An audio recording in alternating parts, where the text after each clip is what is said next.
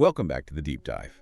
Our mission here, as always, is to take these big, complex topics, look at the best sources out there, and give you the knowledge that actually makes a difference. And today, we are digging deep into maximizing muscle growth. I mean, almost everyone who goes to a gym wants to gain muscle efficiently.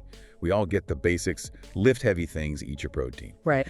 But we are going way beyond that today. We're going to unpack some of these, lesser known ideas from specialized research. Things like exercise cadence, training methods, physiological rules that can really speed up mass gain, but do it in a healthy, sustainable way. It's about moving from just lifting hard to lifting smart. Exactly. Yes, Okay, yeah. let's unpack this. And we're starting right at the fundamental physics of every single rep you do. Yeah, because when you really look at what happens during a lift, it's never just one action, Right. Whether you're using a barbell or just your own body, every single rep has 3 distinct phases of contraction.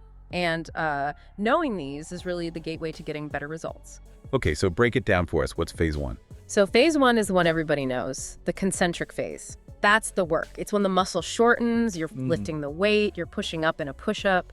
It's where you see all the force. And then you've got the isometric phase, which I think a lot of people just completely ignore. You do, yeah. Isometric is all about stabilization. The muscle length isn't changing, but it's under a ton of effort. Think about holding a plank or pausing in a squat. Right. The distance is constant, but the tension is huge. Exactly. And then finally, the third phase, and this is the real key according to our sources, the eccentric phase. The negative. The negative. The muscle is lengthening, usually when you're lowering the weight back down. And this is where so many people leave results on the table. You see it all the time, right? Someone grabs a weight, explodes it up concentrically, and then just drops it.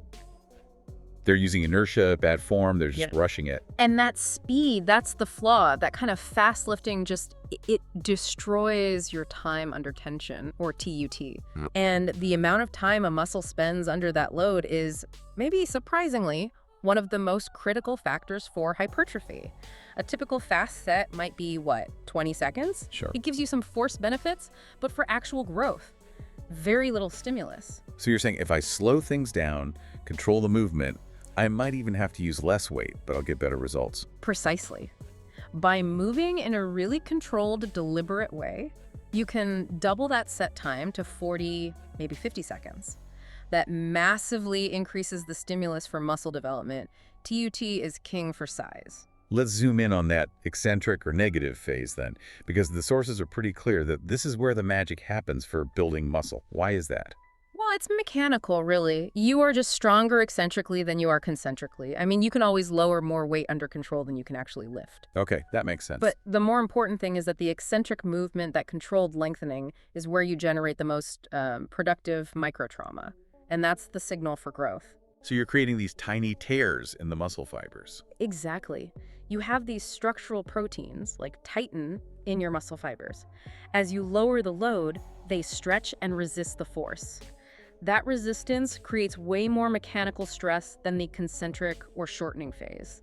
It's why some old studies actually showed hypertrophy using only the negative phase, sometimes with over 100% of the weight a person could lift normally. Right, it's a controlled demolition to set up the rebuild. Yeah. And that explains why you get so sore, that DOMS, a day or two later. It does. For practical takeaway, the research gives us a great starting point.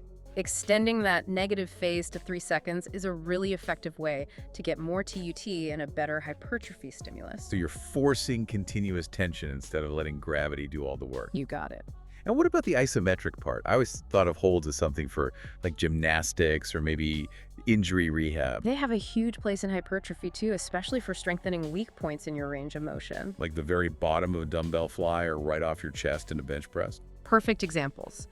Training isometrically in those weak spots just solidifies the muscle's ability to handle force there. And the side benefit is injury prevention. You're making the whole kinetic chain more resilient. Okay, so if we put it all together, what's the optimal tempo? The summary from the sources is pretty clear. At least 1 second concentric and at least 3 seconds eccentric. And if you add an optional 1 second isometric hold at your weakest point, you're looking at a really powerful 1.1.3 tempo. That is smart lifting. Okay, a 1.1.3 tempo, I get it. But here's the thing.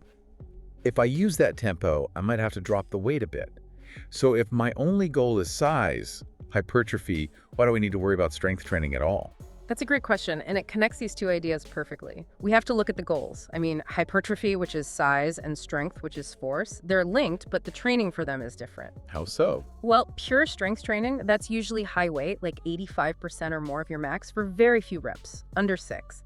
And you need long rest periods, maybe up to 5 minutes, because it's so taxing on your nervous system. Hypertrophy training usually lives in the, 6 to 12 rep range with more moderate weight, say 67 to 85% of your max. But I've read you can still build muscle with much lighter weight, like down to 40% of your max. So why bother with the heavy stuff? Because of something we can call the force limitation factor. You will eventually hit a wall where your strength is the ceiling for your muscle growth. I see. Hypertrophy needs mechanical tension.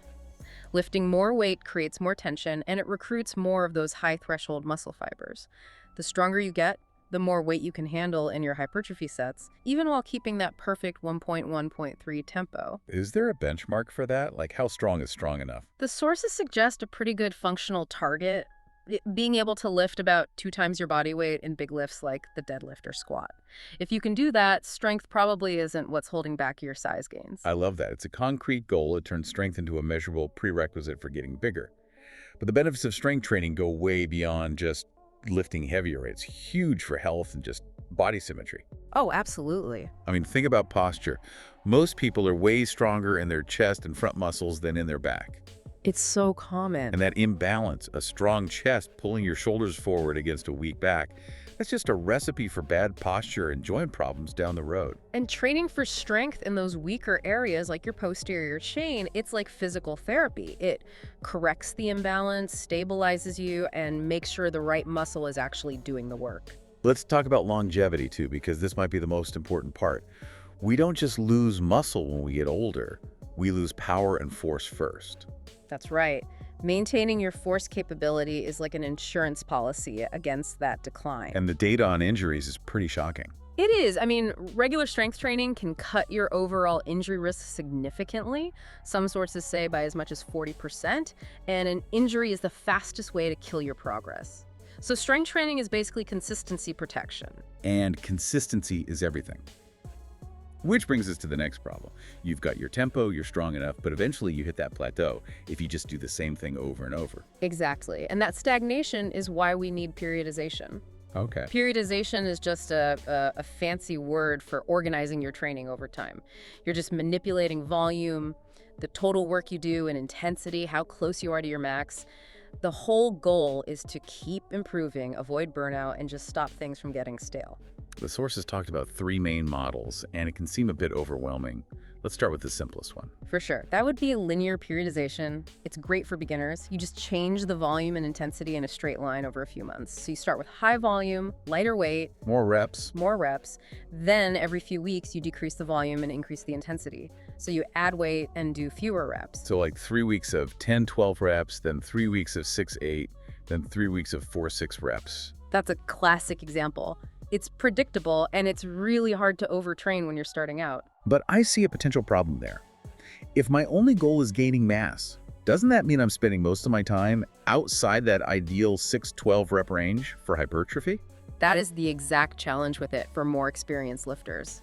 Which brings us to block periodization. Here, you dedicate a whole block of time, say a few months, to one single goal. So a hypertrophy block, then a strength block. It's great if you're peaking for an event. But again, if mass is the only goal, spending 2 months on pure strength feels like time away from the main objective. It can be, which is why a lot of advanced trainees prefer the third model, daily undulating periodization, or DUP. Okay, this one sounds more complicated. It is, but it's often more effective. Okay. You change the volume and intensity daily or maybe weekly instead of monthly. So Monday might be your high volume day for bench press at 12 reps, Wednesday is your high intensity day at 5 reps, and Friday is a medium day at 8 reps. You're hitting all the different rep ranges frequently. Exactly. It allows for faster recovery for your nervous system and keeps the muscles constantly adapting. It's a really good approach for advanced lifters. So it's all about systematic variation to keep the body guessing. But even with the perfect plan, we have to talk about genetics. They play a role, right? Oh, a huge role. Some people are just wired for muscle endurance. They can go and go. Those people tend to do better with higher volume and more reps. And others are more power-oriented. Right. They thrive on low reps and heavy weight, but they burn out fast with high volume.